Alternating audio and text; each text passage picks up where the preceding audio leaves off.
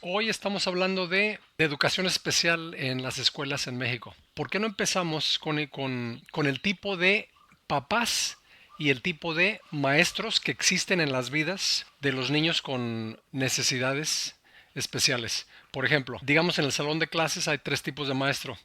Está el general, que viene siendo el dictador, que viene diciendo las cosas se van a hacer a mi manera, aquí no hay democracia, se va a hacer exactamente así.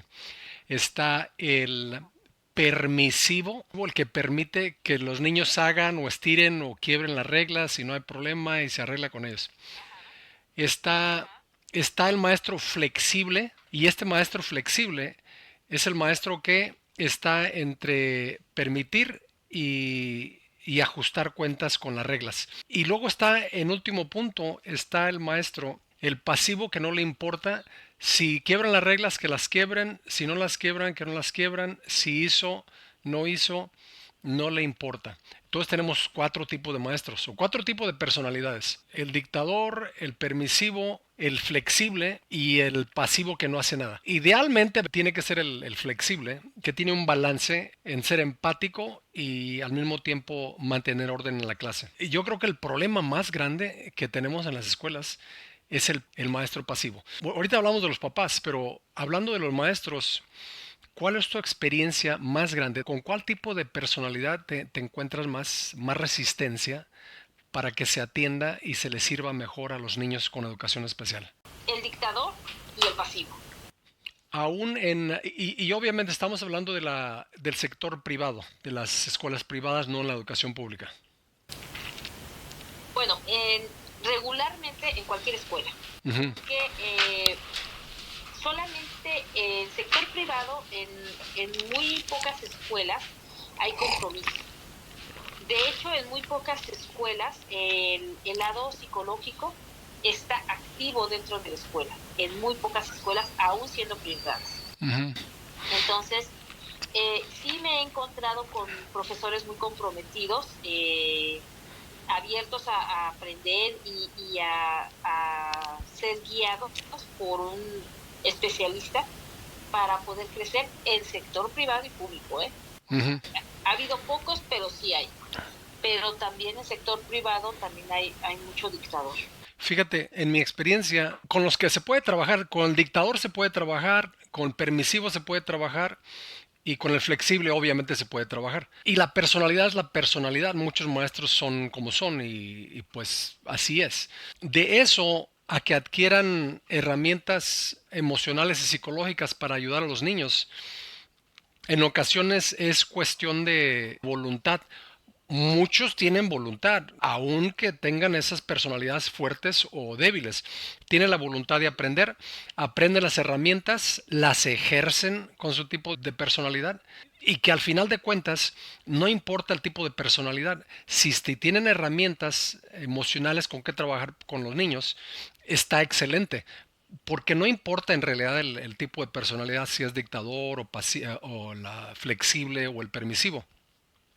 Lo importante es que tengan herramientas, porque el niño tiene que aprender que en la vida se van a topar con estas personalidades en todos los niveles y en todas las edades. El peligroso para mí es el pasivo, que no le interesa, que no está envuelto para nada. Efectivamente, yo también creo que es el más peligroso. Y ahora, ¿de qué manera se puede enganchar?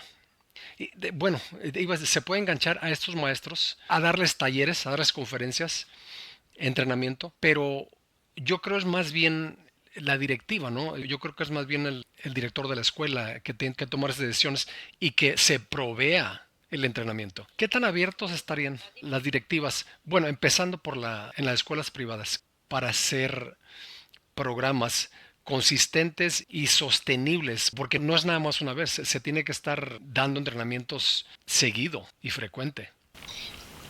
Fíjate que muy, muy buena pregunta. Las directivas también tienen esas cuatro características. Hay directivos administrativos dentro de una escuela pública y privada que son pasivos, que son permisivos, que son dictadores, que son flexibles. Yo creo que empezando desde ahí, una buena directiva y administración, obviamente desde arriba van a empezar entonces el directivo se va a hacer cargo del personal que contrata y no va a dar tregua a un profesor pasivo. Que la línea está empezando ahí. Fíjate, está súper interesante. Obviamente, pues como yo he trabajado en escuelas públicas, son mandatos estatales que se tiene que hacer. Entonces, por lo regular he entrado a entrenar y equipar a maestros. Pero es cierto lo que acabas de decir y nunca lo había considerado como tal, porque si no tienes el liderazgo adecuado, flexible, si no se checan, si no se ajustan cuentas y que se rindan cuentas, obviamente, a la directiva. Si nos vamos un poquito más adelante con qué tal los papás, porque si tenemos a los maestros con estas cuatro personalidades, que es vital que ellos estén equipados, analizamos a la directiva con estas cuatro personalidades que deben estar equipados y deben estar listos. Y está pues el otro triángulo, están los papás, porque no importa si le das equipo a los maestros, a la directiva, pero si no tienes el apoyo de los papás, ya sea que no estén educados o porque sean pasivos, pues ahí se nos cae el changarro, ¿no? Tipos de papás. Papás, hay papás cómodos y despreocupados. Hay papás aprensivos y sobreprotectores. Hay papás comprometidos, muy comprometidos. Y hay papás mediadores donde piden ayuda, que a veces lo hacen y a veces no lo hacen. Y ese es el promedio estamos. La mayoría de los padres creo que van en esa parte de sí, son presentes, tratan de ser mediadores, tratan de estar ahí en medio, entre el maestro, el hijo. Muchas ocasiones lo hacen, otras ocasiones no lo hacen. Pero imagínate un niño con problemas de aprendizaje donde sus papás sean cómodos, despreocupados, tengan un maestro pasivo y que sus autoridades sean, por ejemplo, no sé, dictadores. Imagínate el grado de Confusión. descontrol emocional para un niño. Si ponemos este triángulo en acción, tenemos el triángulo de las Bermudas, los maestros, la directiva y el papá, y en el centro tenemos al niño, que tal como el triángulo de las Bermudas se pierde en un mar de confusión de un dictador, de un pasivo o de un permisivo, que obviamente yo creo que el niño de una u otra manera aprende a navegar en cada uno de esos elementos o a manipular, dependiendo de la personalidad del niño o el tipo de educación especial que tenga. Pero, wow, ¿cómo alinear este triángulo de las Bermudas? Impresionante. Ahí es donde se encuentran los problemas más, ¿cómo te digo? Los problemas que hay que atacar más pronto con un niño con problemas de aprendizaje. Por ejemplo, un niño con hiperactividad, donde su maestro es pasivo y que prefiere dejarlo salir, donde la mamá es despreocupada y no le interesa si el niño va, viene, hace, destruye y demás, y donde la dirección o los administrativos son totalmente dictadores y constantemente lo están señalando.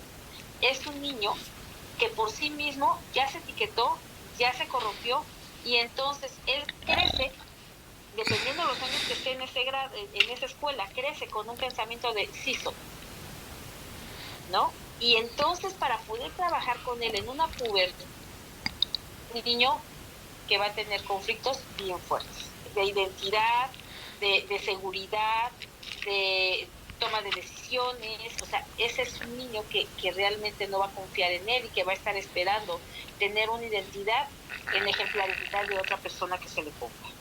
Pues es casi casi como de cómo conectar este triángulo, donde hay algún tipo de colaboración o cooperación, porque lo que acabas de decir creo que está al centro de este triángulo que puede ser muy confuso para los niños, donde los niños se te van a perder en un mar de confusión de un dictador, de un permisivo o de un pasivo. Y al final de cuentas, como maestros, como papás, como terapeutas, como psicólogos, lo que queremos es que el niño sea sano. Y lo que acabas de mencionar, que cuando no hay algún tipo de colaboración y cooperación entre estas tres entidades triangulares, los papás, los administradores y los maestros, el niño de una u otra manera genera trastornos de personalidad de algún u otro tipo, a menos que sean genéticos. Pero yo creo que aunque sean de tipo genético, digamos los Aspergers o los de autismo u otros, aún así yo creo que debe haber algún tipo de consistencia que el niño sepa o que se le enseñe, que se le entrene a cómo navegar en la sociedad. Porque cuando no existe ese vínculo, esa cooperación, esa colaboración entre estas tres entidades, pues yo creo que es el mayor obstáculo para nosotros para poder entregar resultados efectivos y tener niños sanos emocionales. Y para eso necesitamos estas tres entidades agarradas de la mano. Hay un proverbio africano que dice que se necesita a una tribu o a una comunidad para crear a un niño. Y la comunidad es esta. Y fíjate que para poder ahondar un poquito, sabes que yo creo que no nada más en los niños divergentes, sino en los niños neurotípicos, pero recordemos que tienen diferentes temperamentos. Muchos niños que son introvertidos, que no son precisamente divergentes, como tú lo dijiste, también son víctimas de niños, por ejemplo, que son flemáticos, que les gusta todo más tranquilo, más lentos, no son tan sociables, les gusta más la individualidad, les exigen entrar a bailarlos, les exigen entrar a hacer dinámicas, les exigen, y ellos son más individualistas. Entonces yo sí creo que corrompen mucho la personalidad del niño. Sí es cierto, somos seres sociales y tenemos que involucrarlos, pero también tenemos que enseñarlos a que respeten su propio entorno, ¿no? Y Ujú. que por ser ellos están equivocados o que son defectuosos. Puedes diferenciar lo que es un niño divergente y neurotípico. Un niño divergente es aquel niño que tiene una lógica diferente, que tiene su pensamiento, su proceso mental es completamente diferente. Asper, autismo, déficit de atención, no sé, oposición a negativo, todos esos niños son divergentes, Ujú. porque su pensamiento, el proceso de su pensamiento se basa más en cuestiones de sus neuronas, los líquidos neuronales, unos sí producen, otros no producen, otros producen más, otros producen menos, sus neuronas hay ocasiones de que no conectan, a eso se les llaman divergentes.